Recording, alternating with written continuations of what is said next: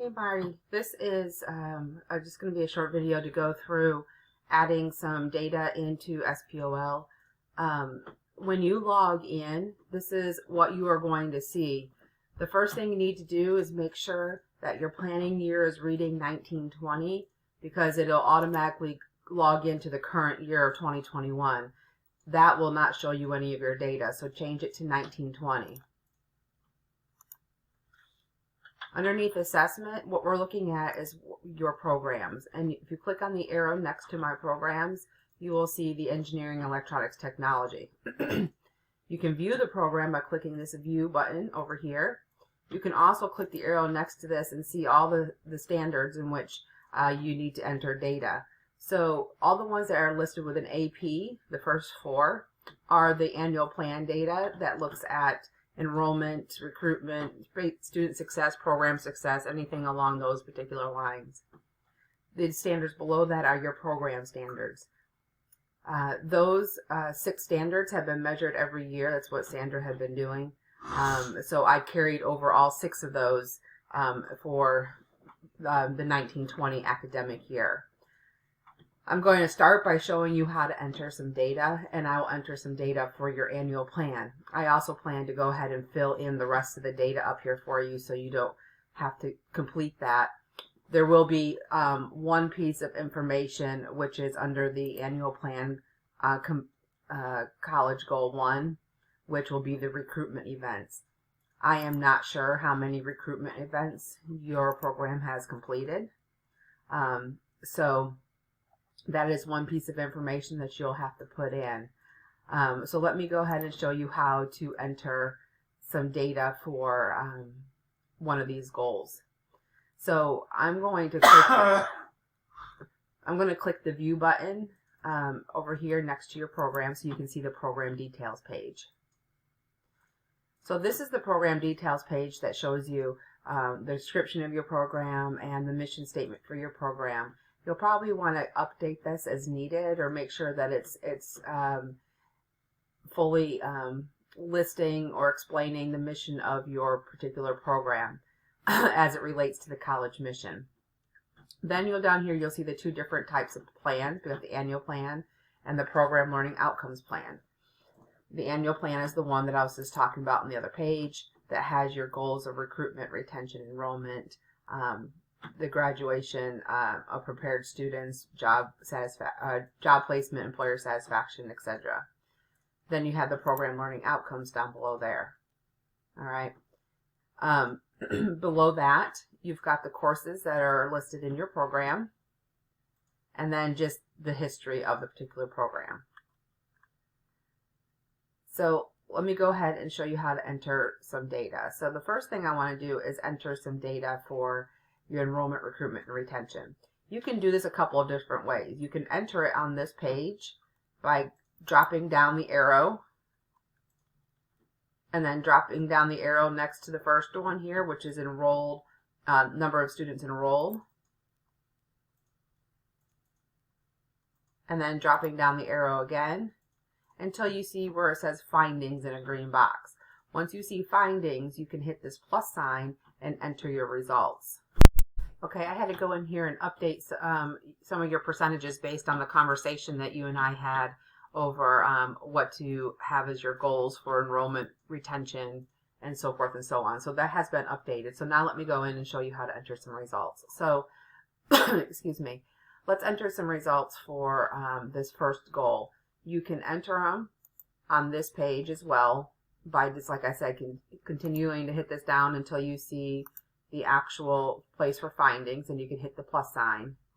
Or you can go to the actual goal page itself. So if I want to enter results for this entire goal, I can click the view here, and this is going to bring up the program outcome details page where it lists the outcome of enrollment, recruitment, and retention, and the measures that we're using to measure that, which are the number of students enrolled, the program retention, and recruitment events. Again, you can click the arrows next to this and until you get to the findings and add it, or you again can continue hitting the view button here and doing the same thing. It just takes you to the next page. there's really no reason to have to continue to do that. So I'm going to go ahead and hit it here. We're going to add the findings for the enrollment of non-URM students, and I'm going to hit the plus sign. You need to select a planning term. All right, so we're looking at, you can do fall or spring here, but make sure you select a planning term. The goal was to increase enrollment by 5%. Your result was an increase of 7.4%, so that's what I'm going to type in there. And I'm going to add it into the notes just because, especially because I am putting this information for you. I will say enrollment of non-URM students increased from 108 to 116 for an increase of 7.4%. And then you just hit this save button right here, and that makes your results are added in there. Now you just hit this arrow back button, and it's going to take you to the page that we were just on with the 3 different measures. We just entered the results for our non-URM enrollment.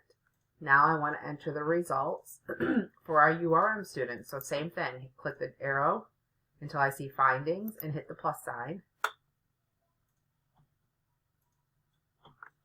Here your enrollment decreased, so it's a negative 13.6%.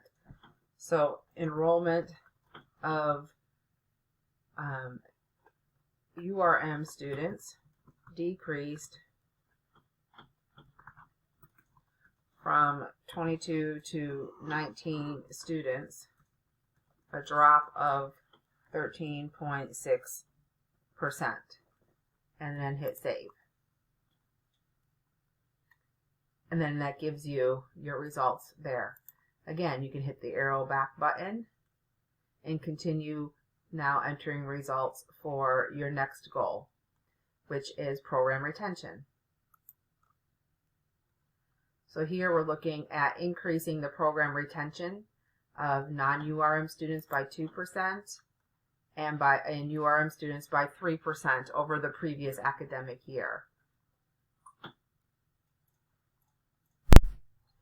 So for your program retention for non-URM students, you had make sure you select a planning term.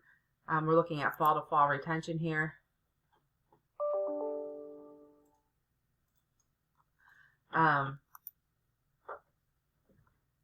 Then you will put in the results for this one was a negative 5.1 fall to fall retention. So you would, and again for the notes, I just would put non-URM retention dropped from 73.1% to 68%, a drop of 5.1%, and then just click save. And the arrow back will take you back to where we were, so you can enter the results in for the next item. Again, hit the drop down and the drop down here now for the URM retention and hit the plus sign. URM retention also had a drop of negative 2.4. So you're going to say URM retention decreased from 66.7 to 64%, a drop of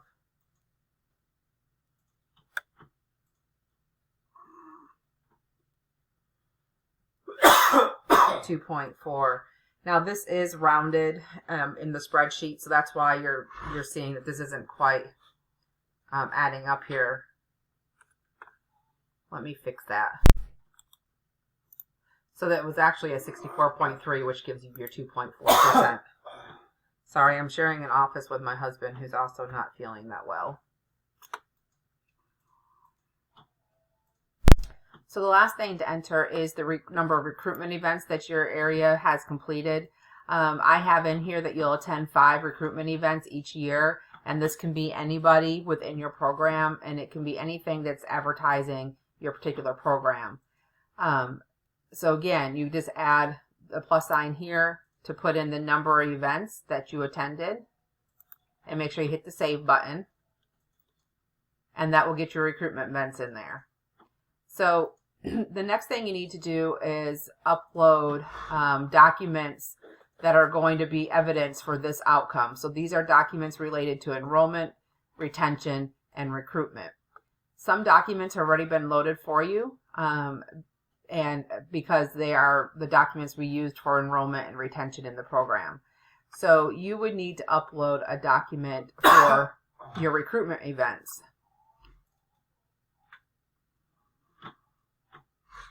So to do so, you would hit this plus sign. You would come over here to academic programs, and you should see your program here. You hit the arrow next to that and go to the appropriate year. And it looks like we need to add a folder for 1920, but I'll add one and it'll show up here for you. You hit the arrow next to that, and you're uploading a document for the annual plan. So you're going to hit the folder next to annual plan, and then you're going to click the upload button. Then you select the file that's related to your recruitment events. It can be a list of recruitment events you guys attended with dates.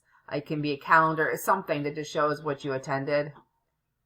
And once you click the document, I'm just going to add something just so you can see how it's done. It automatically brings it here, and you'll see that it'll automatically bring it here as well. And that's how you upload documents from the for document management. You cannot delete things that are here, so I'll have to go in here and remove that. And if you accidentally upload something in the wrong spot and just want to let me know, I can go in there and delete it. Let's talk a minute about how to upload or how to enter results in your program learning outcomes. It's the same process.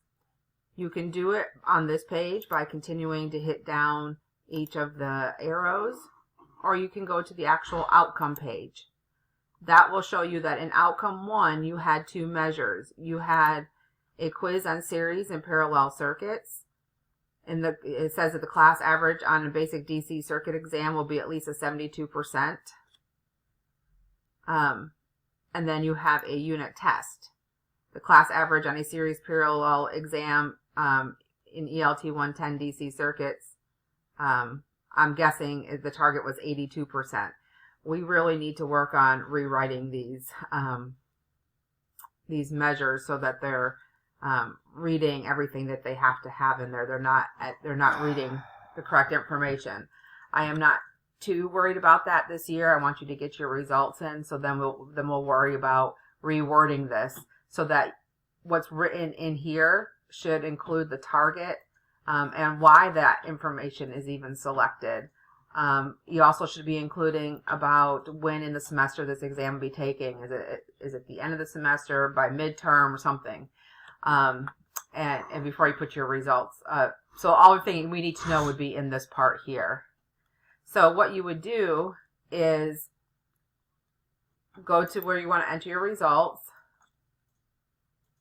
You have to make sure that there's courses associated with this, otherwise you will not be able to enter results. All right, so now I'm going to hit the findings, plus sign. You can add the sample number and the number met, or you can just put in the average. So it's looking here for an 82 average. You need to select the term. The term is going to decide which classes are pulled up.